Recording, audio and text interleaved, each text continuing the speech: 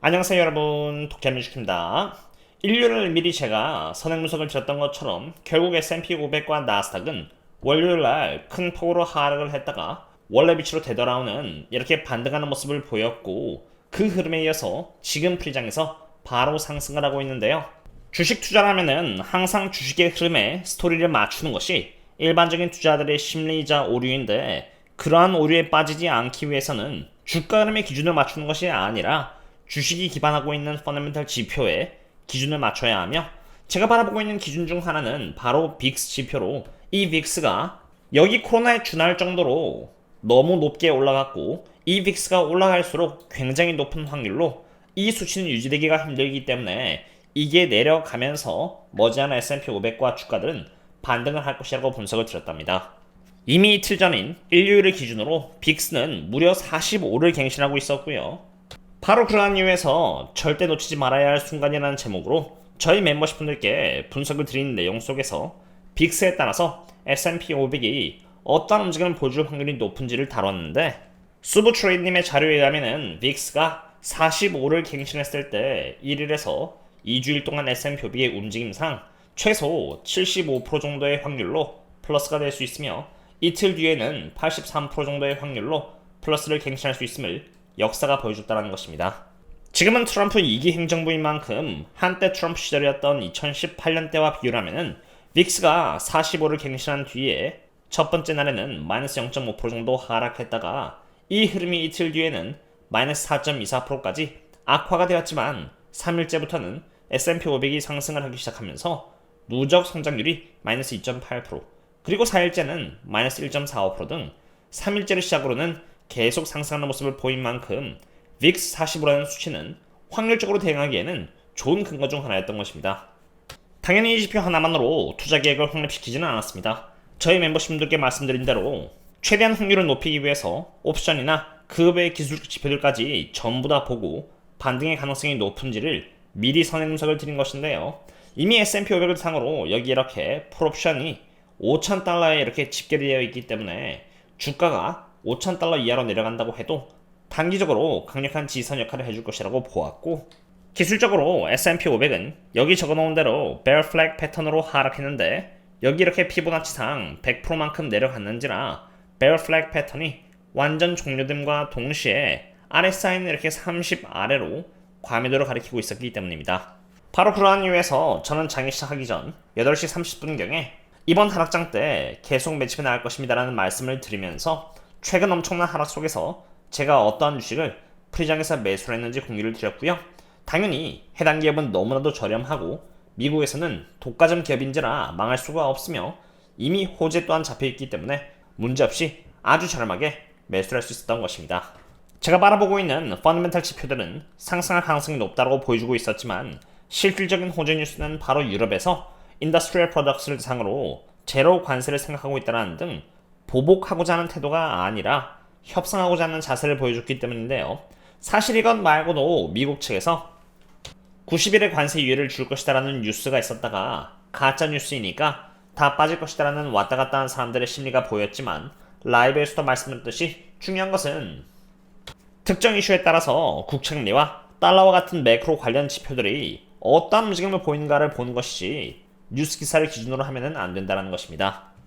뉴스 기사가 나오고 국채금리와 달러의 움직임이 상승하는 쪽이면은 실제로 주가가 함께 올라갈 수 있다는 의미인데, 채권 쪽에서는 긍정적으로 반응을 하고 있고 뉴스는 가짜 뉴스인데 주가는 왜 안 떨어지는가라는 의문을 가진다면은 그것은 나의 투자 기준은 뉴스 기사라는 것을 의미하는 것으로 매번 새로 고침을 하면서 투자를 해야 할 것입니다. 라이브에서도 말씀드렸듯이 비록 90일에 대한 관세 관련 뉴스는 가짜 뉴스일지언정 국채금리가 상승하는 쪽으로 반응을 하는 이유는 유럽 측에서 관세 보복을 할 것이다라고 생각을 했었는데, 그게 아니라 협상하고자 하는 자세 때문일 것이며, 국채금리가 올라가고 있기 때문에 테슬라를 포함해서 S&P 500까지 10년 국채금리와 동일한 상관계에 따라서 반등을 할 수 있다고 바라본 것입니다. 하지만 여기서 오해하면 안 되는 것은, 반등이라는 것은 단위적 반등일 뿐이지 전고점을 향해서 V자 반등을 할 것이라고 생각하지는 않는다는 것입니다.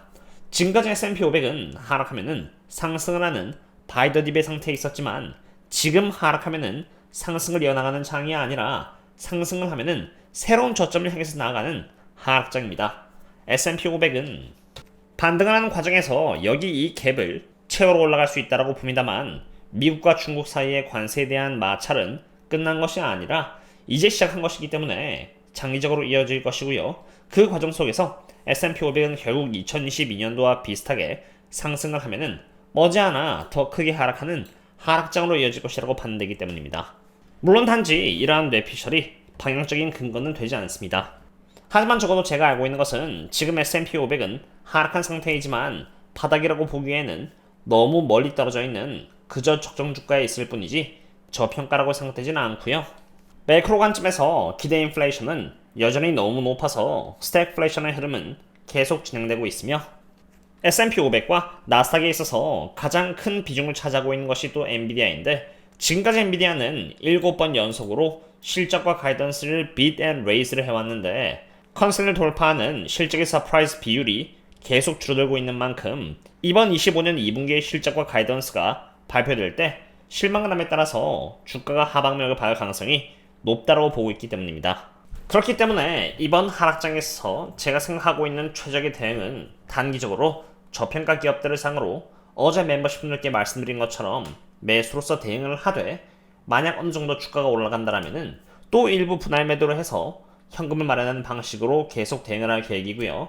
만약 생각 이상으로 너무 빨리 중국과 미국의 텐션이 과열되어 또다시 큰 하락으로 이어진다라면은 그럼 S&P 500이 저평가를 받을 때까지 차근차근 매수로서 대응을 해나가고자 합니다.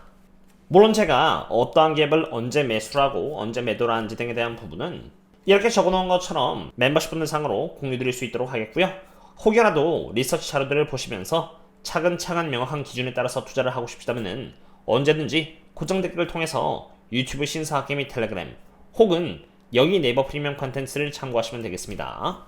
그럼 이제 테슬라를 보도록 하겠습니다. 테슬라는 $210 근처까지 내려갔다가 그래도 S&P 500이 반등을 하면서 마이너스 2.56% 정도로 마감을 하였는데요.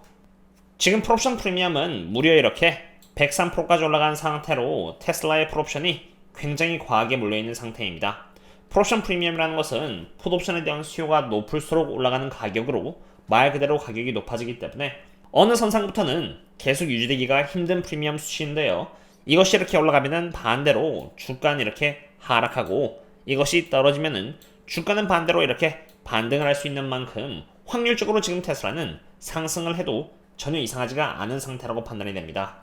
물론 지금 현재 상태에서 추가적인 악재는 없다라고 했을 때를 가정한 것으로 만약 새로운 악재가 생기면은 투자자들은 높은 프리미엄 비용을 지불하면서까지 계속 풋옵션을 추가로 살 것이고 그 과정 속에서 주가는 추가로 하방력을 받을 수 있기에 지금 현재 상태에서는 더 이상 추가 악재는 없어야 하고요. 조금이라도 좋은 소식이 나온다면 주가는 반등할 수 있는 상태이기에 테슬라를 잘 살펴보면 좋을 것 같습니다. 오늘은 어떠한 이유에서 지수가 올라갈 가능성이 높았는지 그리고 그것에 맞춰서 미리 선행 매수를 했는지를 알아보았고 거시경제와 테슬라 또한 알아봤는데요. 저는 지금 현재 이 하락장을 너무나도 많은 우량주들을 저평가에 매수할 수 있는 절호의 기회라고 보고 있습니다. 오랜 기간에 걸쳐서 밸류에이션을 바라봐온 만큼 그냥 모멘텀 투자가 아니라 정말 객관적으로 언제부터 기업이 저렴한지 아닌지를 알 수 있기에 이번 하락장에 철저하게 최대한 좋은 기업들을 좋은 가격대에 매수할 계획이고요. 매수하게 된다면 저희 멤버십 분들께 말씀을 드리도록 하겠습니다. 오늘의 분석은 여기까지가 되겠고요. 혹여라도 도움이 되셨다면 구독과 좋아요 해주시면 감사하겠습니다. 그럼 다음에 또 만나요. See you later.